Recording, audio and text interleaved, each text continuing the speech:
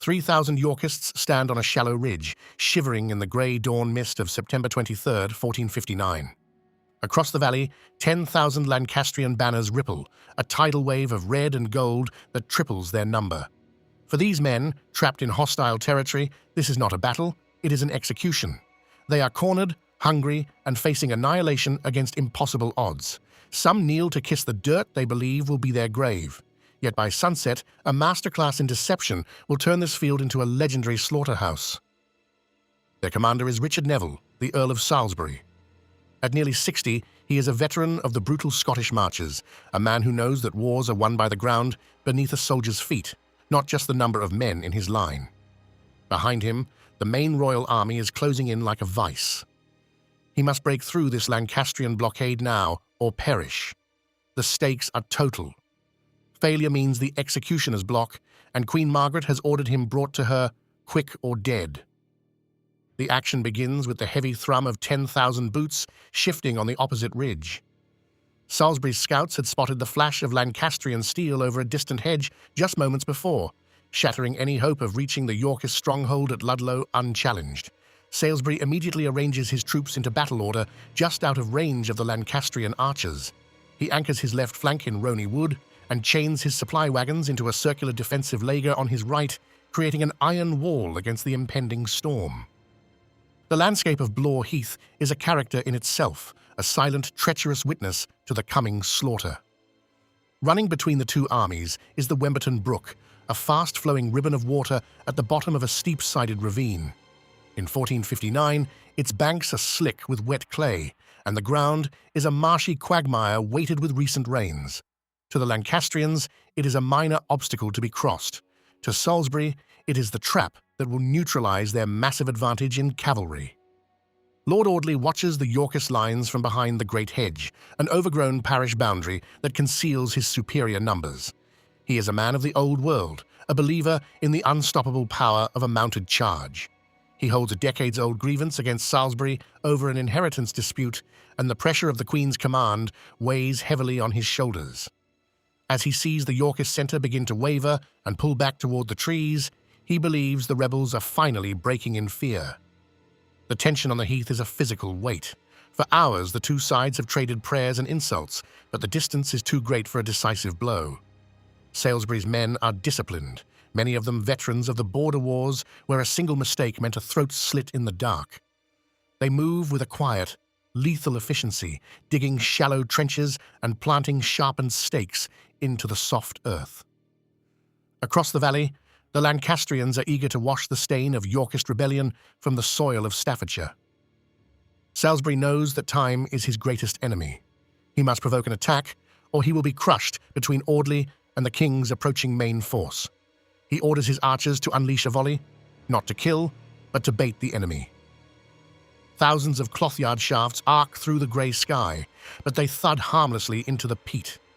Seeing the Yorkist archers retreat after the volley, Audley is convinced the Yorkists are preparing to flee the field. He signals his trumpeters for a general advance. The order is given. In the middle of the Yorkist line, a block of men suddenly breaks formation. They turn and move back into the woods, simulating a panicked retreat. This is the calculated lie Salisbury has prepared, a performance of chaos designed to lure a predator into a narrow choke point. To the Lancastrians, it looks like a collapse.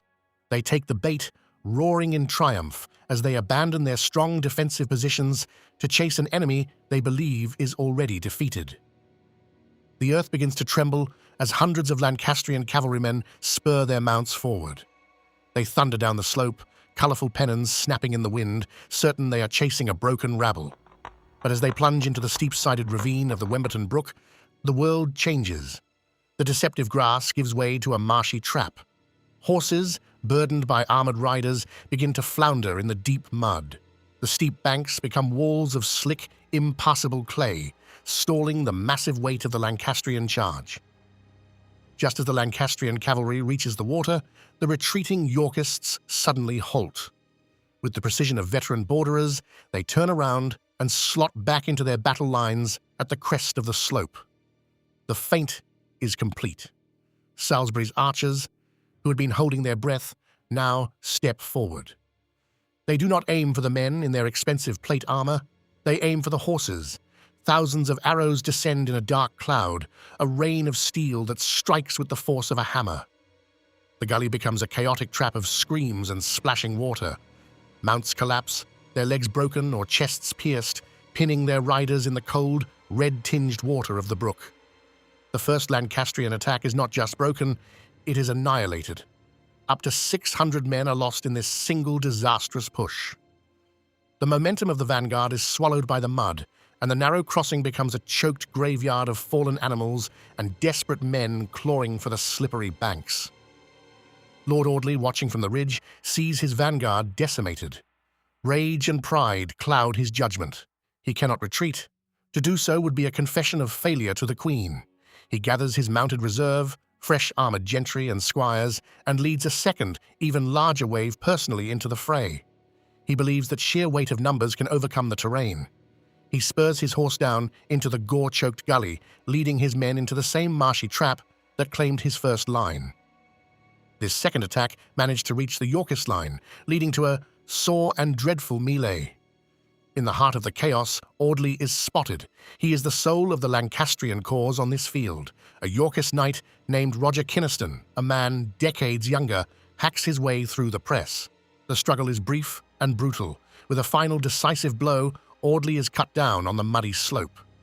To this day, Audley's cross marks that exact spot, a silent sentinel over a field that drank the blood of knights. With Audley dead, command falls to Lord Dudley. He realizes the cavalry is useless and orders 4,000 infantrymen to dismount and attack on foot. They march into the gully, stepping over the corpses of their own friends. The fighting lasts for another grueling hour, a rhythmic, exhausting thud of steel on bone. The Yorkists, outnumbered and spent, fight like cornered animals, for they know there is no mercy in a war between kin. The sun begins to dip, casting long, bloody shadows across the heath. The battle hangs in a desperate balance until the moment that breaks the back of the royalist cause. At the height of the struggle, 500 men in the Lancastrian ranks suddenly stop. They look at the slaughter and their fallen leaders, and they turn their weapons on their own allies. This betrayal, a sudden shift of loyalty in the heat of battle, sends a shockwave of panic through the remaining royalist ranks. The line shatters. The wall of silver swans dissolves into a mob of fleeing men. The rout is a long, dark nightmare that stretches for miles toward Market Drayton. The Yorkists, fueled by adrenaline and vengeance, pursue the survivors through the marshy ground. Many more Lancastrians are cut down at a place still known locally as Deadman's Den, their heavy armor becoming a leaden weight as they try to cross the River Tern.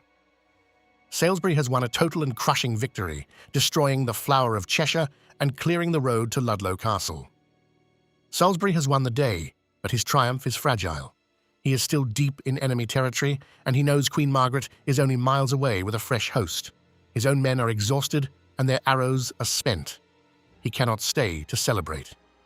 To facilitate a safe withdrawal, Salisbury employs one final brilliant ruse, the friar's trick. He leaves behind a local friar on the heath, a lone figure amongst the thousands of corpses as the moon begins to rise. The friar is given a single instruction: fire the Yorkist cannons at regular intervals throughout the night. Bang! The sound rolls through the trees, reaching the ears of the Lancastrian scouts. To them, the thunder is proof that the Yorkist army is still there, still strong, and still ready to fight. But under the cover of that rhythmic deception, Salisbury's army is a ghost.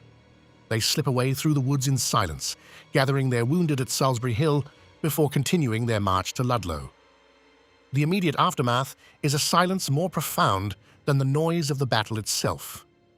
The Wemberton Brook reportedly runs red for 3 days, a grim testament to the 3,000 men who fell in its waters.